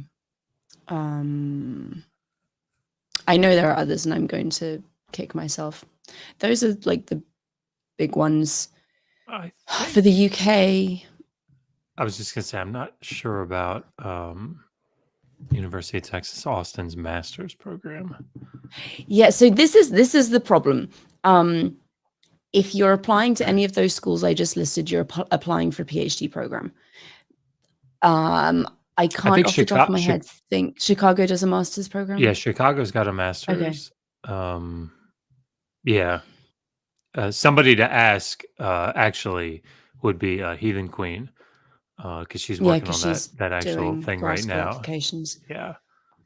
Let me scroll down and see if there's more details. No, so and there are obviously a bunch in Europe and in the UK. And actually, if you want, email me and I'll we can talk about it properly. Is it hard to get into? Yes, because there aren't many schools that do it. But also no, because it's such an esoteric field. There are not so many candidates.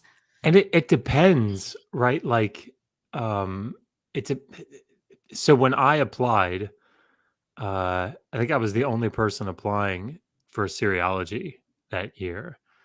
But then the following year, there were 2 people that had to compete. And then, Megan, when you came, I think there were like 3 or 4. So, I mean, like, I'm glad that I applied the year that I did, right? Because who knows if I'd actually gotten in. So, yeah. Yes, sorry, Jennifer, I don't know where you're based. If you're in Europe, it's much more common to get a master's degree first before you go on to the PhD. If you're in the US, they kind of roll the two into one. So you apply for the PhD program, you do 3 years of coursework, then take your exams. And then I think it was certainly the case in Hopkins. I think it's the case everywhere that offers this method. Once you've done that examination and you pass it, you can apply to be given your master's degree, because that's all the work you've done. And then the following years is writing your thesis. So you don't necessarily, so I came into the PhD program with a master's already because I went through the European system, and that's what you have to do. So I got my master's and then applied for the PhD in the US, not realizing that then, hey, I get another master's degree. If you're in the US, you don't have to do that. You can just apply straight to the PhD program. Art history is a great background to be coming in with. Yeah, definitely. I would recommend, if you don't have grounding in French or German, try and start at least one of those. Generally, schools are less concerned about your ancient languages because they will teach you all of that. But they do all require you to pass French and German exams, reading exams, by the end of various semesters, but you have to do that before you finish your comprehensive examinations. But yeah, sorry, email us and we can talk more, give you more details about that. And thank you also for your super chat. Definitely. It's very much appreciated. We have one from Chuck. It's Chuck. We love Chuck. He's the best. Thank you, Chuck. And Chuck says, with the numerous mummies and DNA samples conducted on them, are there any bodies from Sumerian aristocracy found and successfully analyzed? So we have some. We've got Queen Puabi. Yeah. But so this is definitely it's tricky one. It's a sort of like a subfield in the field. So Chris Brinker was a friend of mine, archaeologist, and he did like work on skeletal remains. He would be somebody probably to ask that question to, but I feel like it's sort of outside of my wheelhouse, but yeah.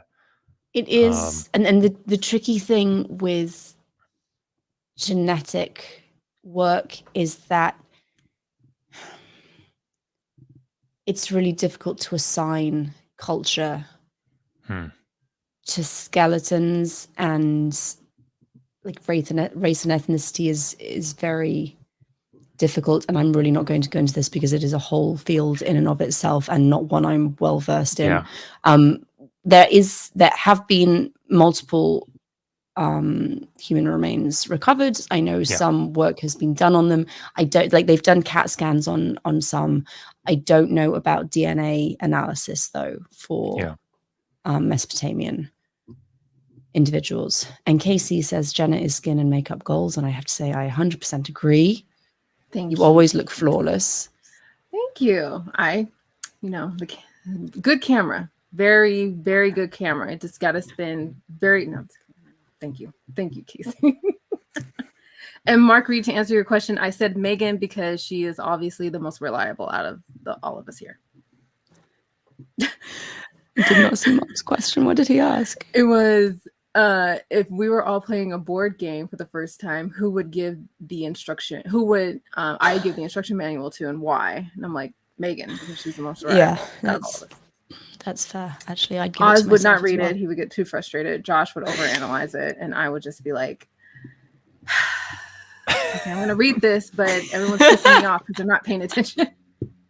No, I would complain about like not being able to read it well because of my eyes or the glare or something. Well, that's what I would do. We've been working on this Bob's Burgers puzzle, and we like. Well, I love puzzles, and Josh humors me, and we found a Bob's Burger puzzle in our local comic store, and it came home with us. It was great. It's fun, but I was sitting there like, I can't see any of these pieces, the light angle. And I was like, how are you seeing this? And she said, it's fine for me. How many pieces is it? 1 million, maybe. It's like 1,000, I think. It's a pretty big puzzle.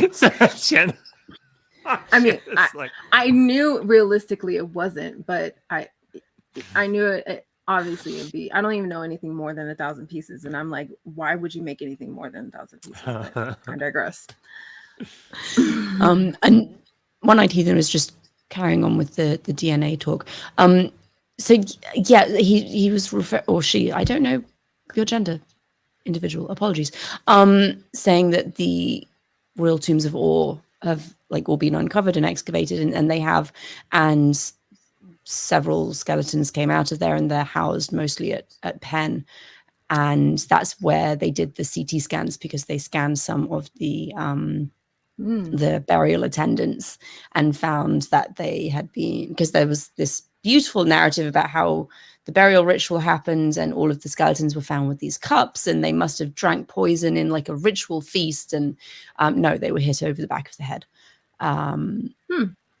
So that was super fun, but I don't know if there's been DNA analysis. This is the thing, and Chuck is asking specifically if there is anything that will help with the Sumerian problem. Like, who are the Sumerians? Where did they come from? Are they Semitic? Are they African? No one knows. Yeah, and, not that I know of. Yeah, I don't think there's been anything recovered that would be... I don't know that he still works on it, but the person that sort of wrote one of the, I don't know if it was seminal, but one of the main pieces on it was Gonzalo Rubio. And it was like a 2005 article, I think. But it's, Chuck, if you email us, I can track that down. I do know that in Canaan, so it doesn't help with the Sumerian problem, but in Canaan, man, who was it? Mary Buck. She wrote a book on the Canaanites, and she cites some recent, it's like a 2018 publication, but she cites some recent articles on DNA analysis in the in Canaan itself, showing the continuity of at least the genetic makeup of the people groups that were staying there. So it's pretty interesting, but that doesn't help at all. So I don't know why I said it. Information. One-Eyed Heathen again. When people get degrees in fields like Assyriology or Egyptology, what sorts of careers are available to them? Fantastic question. And most people asking this are grad students. Did you say Starbucks? He did say Starbucks. So you've got your traditional academic careers, which are few and far between. Like tenure tracks are disappearing. Adjuncting is essentially, I don't want to say academic slavery because that's a little bit hyperbolic and in poor taste, but it's not well paid, and it's you get people being very overworked. And there's obviously research positions and museum curatorships, except that people who go through Assyriology and Egyptology to be museum curators don't often understand that there is a whole like degree program for museum curatorships. So that's a little bit contentious. You get a lot of people going into government, like cultural heritage, that kind of thing. Education, lots of us end up as high school teachers. YouTuber apparently is now a viable career option. Yeah, YouTube and personality. It can be good. I mean, it really can be good. He even has a shirt. He has a shirt to prove it. An atheist YouTuber. Exactly. I do. It's upstairs. Exactly. In a word, it's tricky. And when we talk to people who are looking to go into Assyriology or Egyptology, it's not a thing I recommend doing for a career. Yeah. Do it because you love it. Do it because you want to be a researcher. Give it your all if you can afford to. It's expensive. It's very poorly funded. Don't cripple yourself in financial debt for it. But also be very realistic with yourself. Like, there aren't enough jobs for the number of grad students that there are. Yeah, I remember when I was applying, two of the professors that interviewed me said, like, be prepared. They asked me exactly the same question. Like, you realize you probably won't get a job in the field. Good luck. But this is why I think what Digital Hammurabi does, and these channels that, like people like Irving Finkel, Jeremiah Peterson, these sorts of people, the stuff that we do, Eric Klein, and this sort of public outreach is really important because it generates interest in the field. And when you generate interest in the field, that means that people like Jennifer want to go into it. And when you have more and more people that want to study, you then need more professors to cover it. right? And so then that creates more jobs. So there has to be a need, or there has to demonstrate a need. Yeah. I don't want to be like too pessimistic. Having a PhD is a very valuable thing, and it does make you very employable. Like it shows you've got good research skills. Often it trains you in reading foreign languages, which is a great skill, like time management, critical thinking. These are all things that employers generally are pleased to have in their employees. So if you have the funding to do it, if you are passionate about a particular field, then definitely give it a shot. And if you're happy also then carrying on in a career outside the field, fantastic. I think most of our friends that we went through grad school with have gone on to careers outside of academia, and they're very happy and very successful. My caution mainly is, if you are planning an academic career, have a backup and be prepared for the fact that there are many, many other people out there also trying for the same 3 jobs that are coming up. And if you don't get it, it doesn't speak at all to the fact that it doesn't say you're an untalented researcher. It doesn't say that what you do is boring. It says that there are just too many people and not enough jobs. So I remember just think about it. When my advisor talked to me about writing my dissertation, he said, okay, you can do like what's essentially a commentary of a Sumerian literary text. They call it an edition, which will be good, right? But it'll be sort of ho-hum. He said, or you can do this absolutely insane dissertation that will be, like the 7th circle of hell. But that's what he chose.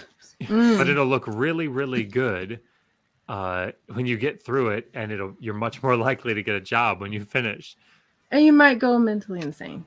So that's the one that I did. So if you're interested in reading that, that's that book that I published, that Megan ended up publishing, Learning to Pray in a Dead Language, Education and Invocation in Mesopotamia. It was born out of, I remember I spent so much time prepping the like reading through liturgical texts. I remember I was Christmas morning, and everybody else was like, is my ex-wife, but she was like up with her family. And I remember like sitting at the computer Christmas Day and like leaning out and like waving as they're opening presents and stuff, and then going back because I had to keep working on it. It was just crazy. So I'm currently applying to grad school. Woo! So fuck y'all. Just kidding. No. Now I have to go. Goodbye. No, honey. We did get another contribution from Alias False Name. Thank you, $25. Thank you. Oh, I love Alias False. Thank you. Thank you. Jess, we actually said you'd be a good person to ask about this. Do you know of any just purely master's programs in the US for ancient Near Eastern stuff? A couple. The University of Chicago. And you can also, so something I learned is that you can also apply to their divinity school, and you can basically do the same thing because it's like a build your own master's thing. There's what's the other Brandeis. I know there's a couple other ones, and I'm just totally not to put you on the blank. spot or anything. Yeah, I think maybe Wisconsin has one, and maybe UCLA, but I'm not sure. Oh yeah, UCLA. Yeah, I guess I can't believe I like applying there. Sorry, we listed out the big names for seriology, and I completely forgot UCLA. Yeah, so and Jennifer's reminding us that she does actually want to do the PhD. So of course, sorry, Jennifer, forgot that second part. No, that's my fault. I asked. How you doing? Jess, how are you? Doing great. You look great. I love. I think I've turned out like I don't know, 20 pages in the last 3 days or something. So That's it's going nice. great. It's going great. I don't know if maybe it makes sense. Like I write something and I'm like, this is beautiful. And then I come back like 20 minutes later and I'm like, how the fuck did I graduate high school? I just delete, try it again. Just run it back one time. So anyway, yeah, how are you guys doing? How's the stream going? Y'all want to hear really well? Y'all want to hear how I got my GED? Yeah. It's hysterical. So I dropped out as essentially going into my junior year, dropped out of high school. And I was like, well, probably the most intelligent thing to do is go ahead and try to get my GED while I still have a little bit of the knowledge and information still stored in my brain. And in the state of Indiana, it's a 2-day process. And I was like, all right. And at that time, I was smoking hella weed, like tons. And I was like, all right, I'm not getting high, man. I'm not getting high before I go and I'm going to take this shit serious. And I'm going to be responsible and yada, yada. Yeah. My buddy picks me up to take me to do the first day, and we smoked a huge blunt. And I got about 2 minutes into the test, and I just started whatever design looked cool, like filling in circles. You were doing that S, huh?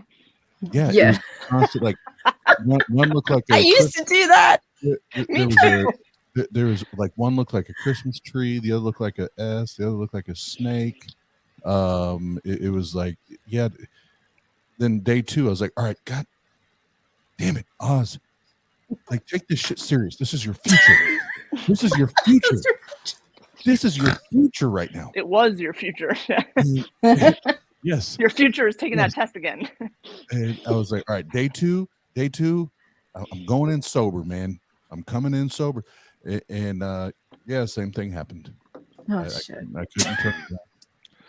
Peer pressure and, shit. Did your friends say to you at some point, it's angel dust, Holmes? That would be hilarious. What? But I definitely, between two of us, smoked a blunt, went in, and same thing happened. I got like 2 minutes in, or essentially 2 or 3 questions in, and I was like all of a sudden just filling in random circles. I wouldn't have left the car. I would have thought I was taking a test in the car. It looked amazing to me at the time. It looked amazing on paper. And I left. I remember I left that day, sobered up at that point. I'm like, damn it, there's no way I'm going to have to do this all the way over again. And I don't know if I can sit through that sober. I don't know if I can do a whole day of that sober. You can do it. And then there's like and yet by the grace of God, 3 or 4 weeks go by, and my dad calls me. He's like, hey, son, you got something in the mail today. And I was like, okay, who else wants my money? Who else wants to collect my money? He said, no, you got your GD from the state of Indiana. And I was like, fuck. What? How did I do that? What? By the grace Why do I fucking study? And right? He was like, why are you so surprised? I was like, Dad, I was so high. And I was just filling in random circles. I don't even know what I answered. This all comes out. Dude, I had to pull up my GRE scores today. Yeah, and so. Oh my God. Exactly. It's like the gap between like my reading and writing and my math, like an abyss. So we don't do standardized testing in the UK. That's great. We shouldn't do it here either. Good for you guys. Yeah, and you have to take the GRE to apply to US grad schools. Oh, yeah. So I did some studying and I took the GRE in London and just bombed it. Absolutely shockingly bad. Test.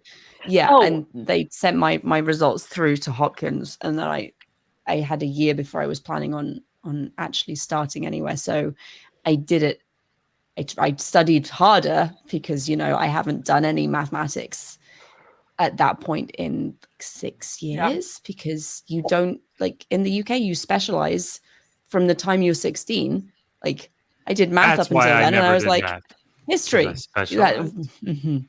Yeah, I was like, history. Let's just do that. I majored in fucking economics. It's just a very different type of math than they're asking for on that test. Yeah. And it's irrelevant also for seriology. Generally speaking, for almost everything. No matter what either of you say, none of you did as poorly as I did on the math section of the GRE. That's true.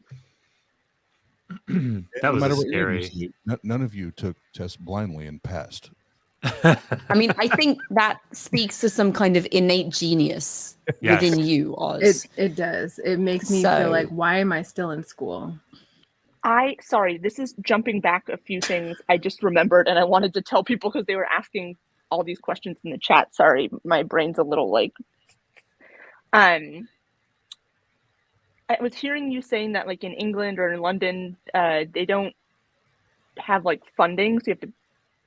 something. Anyway, if you're wanting to go to school and you're wanting funding, it's probably not going to cover everything, but the master's programs at all of those places that I mentioned fund master's students. So at Chicago, they do it at both the Divinity School and the Middle Eastern Studies Department, and then Brandeis, they do it as well. And I don't know about UCLA, but just because people were asking about school and funding and stuff in the chat, I wanted to say that. Nice. That's all. And it's again with the funding, because I know, sorry, Oz, I know Jennifer said that she was specifically looking at PhDs. If you do, so the UK, there isn't funding for humanities PhDs, just not going to happen. In the US, generally speaking, you will get funded probably for the first 5 years, which covers your 3 years of mandatory coursework and then 2 years of thesis research and writing. After that, you're kind of on your own, and you do have to pay tuition. So that's something to be aware of if you're going the PhD route. Just a thing to be thoughtful about. Oz, I interrupted you. Please carry on. Oh no, my mind, it was humor. It was all humor. If you're in the UK, Devil's Night is hugely popular in your area. You should it's the most popular album in the UK right now. The most? The most. My mom's been talking about it, actually. It's like Oz, Devil's Night, the Beatles, right? It's Oh, well, and I did make the claim, just like the Beatles, that I am more popular than Jesus. So, mic drop. There you go. Boom roasted. Boom roasted. And I interrupted you, babe, earlier talking about your cover album and then your actual official second album. Oh yeah, you did. Yes, we need to hear about those. The one that I'm featuring on is the. Oh. Yeah, Dr. Josh. Kidding. He spit a. Kidding. I'm gonna head out. Just kidding. She was like, a ridiculous 16 bars. It was. The quick explanation is I was motivated by the feedback I got from Devil's Night, the diversity on the album, and I kind of wanted to pay tribute to the main influencers from the rock side of my I guess musical palette, so to speak. So there's 3 songs from Johnny Cash. There's technically 4, but 3 songs from Nirvana, 3 songs from Post Malone, and there's like a bonus track that's also a Nirvana song. But it's they are my takes and covers of their music, and some of them are pretty true to form, especially the Johnny Cash songs. But the other ones, I try to throw my own seasoning and flavor on. All I heard was that you're featuring Vocab Malone. That's all I heard. Vocab Malone. That's Josh's rap alter ego. Is that your rap name, Dr. No, no. I'm gonna be, because this is not our channel, babe. I'm gonna be respectful, because this is not our platform. But that particular individual can go. Yeah, he's a Christian apologist, had a discussion with Skylar a couple years ago that did not go terribly well. Fair enough said. The album art is gorgeous, by the way, babe. Who did your album art? Very talented person, I think. Yeah, that was me. That was me. No, I'm just kidding. No, no, Jenna has done all the album work for Devil's Night and for fuck. It's called Fuck Boxes. That's the cover of it, and it's going to be free by the way, everybody. It's 100% free. That one, but yeah, Jenna is brilliant genius when it comes to artwork. If you've ever seen anything that I do on the TANG channel, like if she's not available to create thumbnails or whatever, when I do it, it looks like a kindergartner sat down with a Fisher Price computer and threw a couple images together and posted it. I mean, I love the collage that you put together of essentially all of us here on that that one stream you did about not true Christians. It's like, oh, there's my face. That's cool. And if I had more time, like it's just anything that was like on, I think I was on, was it Facebook or Twitter? Like the first ones I came across, I was just like loading the pictures on there, and I know I pull out, but I was like, I'm just gonna make a point that there's like, look at all these people, like get over yourself. Yeah. Oh, Braxy. So I think we may have to do a last call for donations and then call it a night, because Josh and I are, as Casey, old people. Sorry, I'm still coughing. And I'm going to fall asleep at the desk, which is... we definitely don't fall asleep at 8:30 most nights. No. We definitely don't do that. I feel like you're lying right now. Mm-hmm. Perhaps, just perhaps. Lying. I blame the kids. I will say before Megan does the last call, the fact that you said that is hilarious, because just the other night I was DJing and I played a track that I knew was long enough, the song was long enough that I could refill my drink, use restroom, and get back before the song ended, right? Well, for whatever reason, my ass sat down on my bed for a minute, and I literally fell asleep with my Dre Beats headphones on. Like, because I just, all I do is I unplug it, and I go do it, and I plug back in, and I fell asleep in the stream. The stream kept going. And for whatever reason, I'm prone to wake up in the middle of the night because my head just thinks like, oh, he's still awake. So I wake up at like 3-4 in the morning, and I see like, oh, of course he's DJing, because insomniac, he can't go to sleep. And it's like dead quiet, and people in the chat are like, is it over? There's no music. I'm like, oh shit. So I jump in StreamYard and I'm like, babe, I just ended it. You okay. And then when she called me that next day morning, whatever, and she was like, what happened? I was like, I don't know. All I know is I woke up and literally my Beats headphones are laying next to me, and my phone, which I always have next to my bed, so I can hear to wake up or whatever. I was like, my phone was still at the computer and my DJ software and everything was pulled up, but I was passed out with my. He DJ'd himself to sleep. I DJ'd myself to sleep. That's quite adorable, actually. Mm-hmm. It is. Maya is asking how we sleep with 5 kids. Poorly is the answer to that question. Oliver wakes up around 4 and crawls into bed with us, and then is up for the day at 5. So that's an excitement. And the babies are still waking up twice a night. Maybe. Oliver knows all about the no. He does. But look, it's John. Hi, John. Oh, hey. Hey, John. The godless engineer. Well, hey, Dr. How'd you like that not Kent Hovind impression I did today?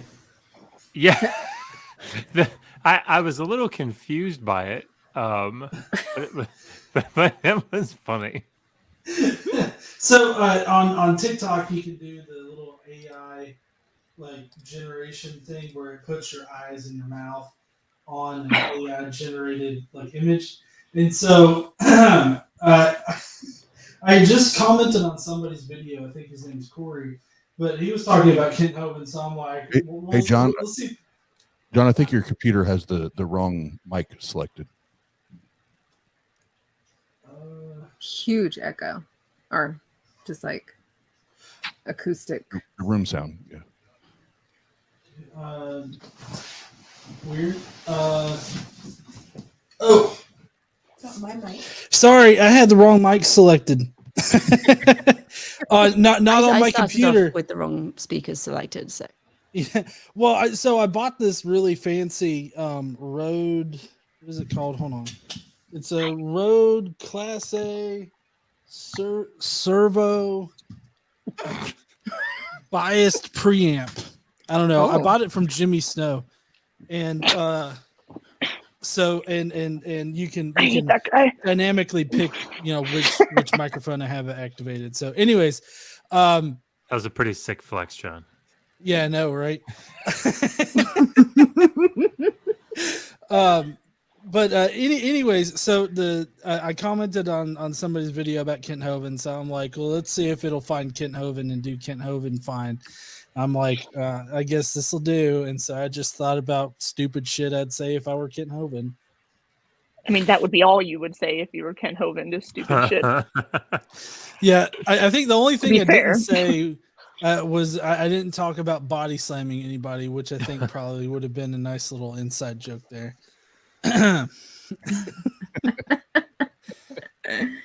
Did you talk about whale penises though? I haven't seen this video. I instantly was thinking that.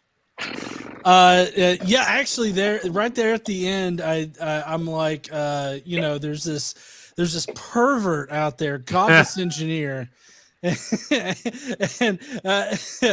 he got me started talking about whale penises. They're 15 foot long, and that's what they are. Amazing. Priceless. Oh, goodness. Well, it's good to see you, John. Yeah, you too. All of y'all. Yeah.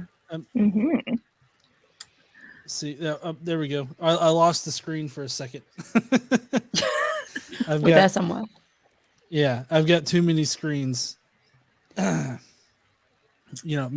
I'm a software engineer, so I've got two screens over here for work, and then I've got two screens just for my own personal use. So it's like I've got this little mega control center over here of like 4 screens, and I only paid for half of them. That's the best way to do it. I know. Yeah. So you stole the others? Is that? No, they were issued to me. There's a log of them somewhere. Sorry. Somewhere. Oh God. Dave. No, I don't have control of the log. The log is like, somebody else controls it, thankfully. She said. There is the proof of your 15-foot whale penis, John. Oh shit, look at that. Yeah. I'd rather not. My bad. Babe, this is not our channel. Stop it. Oh, no. You're good. You're good. It's just an animal. We used to do a Digital Hammurabi book club where we go through ancient literature, and like 90% of that is just us yelling penis at each other. So yeah, you're fine. It's like family get-togethers with me and my sisters. We can just say it the loudest, you know. Really, my like sisters get on our as well, dad's actually. nerves. Yep. Thank you. Thank you. Yes. Appreciate it. That might be a good opportunity to, in case people have joined that don't know exactly what we're doing, Oz, to just maybe do a quick recap. Yeah, great point. Thank you. Put him on blast. He likes it. Huh? No, I was a little over 2 months ago now. I was robbed at gunpoint, and after DJing at a concert, and I just got paid by my regular job, which is at the local comedy club. And if you attended better, you know exactly where I'm talking about, because that's where we had our after party. Just collected my cash from there. I get paid almost, I would say 90% of my payment is in cash from the club. And then I was just paid from the guys I DJ for the event we did before that night. I just got paid for that. So I had $1,200 cash in my pocket. And as I said earlier, I have a bank account, but I don't like banks, and my bank is super slow. It's a local bank. So I keep cash on me 99% of the time. And they caught me at the worst time, because I had all the cash in my pocket. And normally, and this, please, yes, I'm a gun owner. I'm licensed to have all that. But it was one of the times the guys didn't help me because they were arguing with the venue owner or the promoter. They didn't help me take my equipment out to the car. And it was one of the times that I didn't have the means to even defend myself in that particular situation. But yeah, they got that, and I would say $400 to $600 in gear, in equipment that I had as far as DJing and performing, that kind of thing. And then after that, it was kind of the avalanche or the domino effect, where it's okay. Now I don't have rent money, and now I'm trying to rebound, and my electric got cut off, my power got, because it just caused, like I said, that spiral effect. And during that, working at the comedy club, it was the only time that it's happened so far. We had 3 out of 4 weeks that month, the comedians canceled. One was COVID, one was a death in the family, and I don't remember what the third one was. So all that happened, and then I literally only worked 1 week. You know, my normal gig and how I earn my money. Yeah, and then that same night that I got robbed on the way home, I pulled off the highway. I was like freaking out because I didn't think I was going to make it home because of gas money, right? And I was like 40 minutes away from Fort Wayne. I pulled off to use the restroom, and it was a very poorly lit like entry into the gas station parking lot, and I hit a curb and busted my tire. So I pull in, no cash, no money, no anything, and I spent the night in my car because I wasn't going to leave my gear there. Up until like 6, 7 the next day in the evening. Yeah, it wasn't until it was about 6 or 7 p.m. the following day that I was able to get someone out there to help me. But and there's been other events since then, but it's been shitty. It's been a shitty last 2 months or so, and I've been doing everything that I can do to grind and climb back and hustle, on my own. And again, Dr. Josh, Megan, and Jenna have been huge in stepping up and helping and supporting, and helping to support me and love me. And yeah, that I could keep rambling because I suck at this part of it, but that's it. Basically, we've been striving to just, reach out to the community because it's hard to, obviously we all know it's hard to ask for help. And even for Oz, as much as he contributes with, especially with Better and with Better coming up next year, a lot of that he fronted with his own money to make Better happen in June, and everything else coming off of that. It's just hard to just keep a balance or keep yourself on your feet. So the purpose of us, thank you, Megan and Josh, again, for allowing us on your platform to have this. So Oz, you should start an OnlyFans. That'll fix it. Technically have one. Well, there you go. Perfect. And sorry, if we do have any people who haven't been with us, the donation information is running across the bottom of the screen. Oz has a Cash App. I'm taking donations through our PayPal account, and you can also just buy his album, which is awesome. Josh listens to it, I think, to and from work every single day. Our 4-year-old sings one of the songs like a champ, just wanders around the house singing and then going "Tang Gang." It's adorable. God, I love that. And we got a donation from John. Thank you, John and Casey, for $100. Very much appreciated, guys. Thank you. I also bought the album because for some reason I haven't bought it yet, and I don't know why. So that's a little embarrassing for me to admit. No, I thank you. I love you, and yes, thank you both. I love you. They're excellent. They're excellent album. Yeah. And Hoss says that you should do a hot tub stream. Ooh, I hear the hot tub streams are where it's at. On Twitch, classic. Yeah, and Godless Engineer. I don't know if you know this or not, but for those listening now or watch this later, you can purchase Devil's Night, the album at www.jesusisamyth.com. That's where I went to get it. Just had to throw that out there. Perfect. Absolutely perfect. Oh, you guys are the best. This has been so much fun. This was fun. Sorry, John. I know you just arrived. Josh and I are about to fall asleep, so I'm going to... They are. Call it. But thank you all for coming. It's been so cool. Yeah, I'm sorry I couldn't get here earlier. Oh, I know you have a life. I know I can be the life of the party on occasion, with all of my wisdom that I can spout, I guess. I don't know. But no, I'm just glad I was able to get on here and say hi to Oz. Casey also just bought the album, apparently. To help out. But yeah. You have 2 copies now. It's great. Yeah.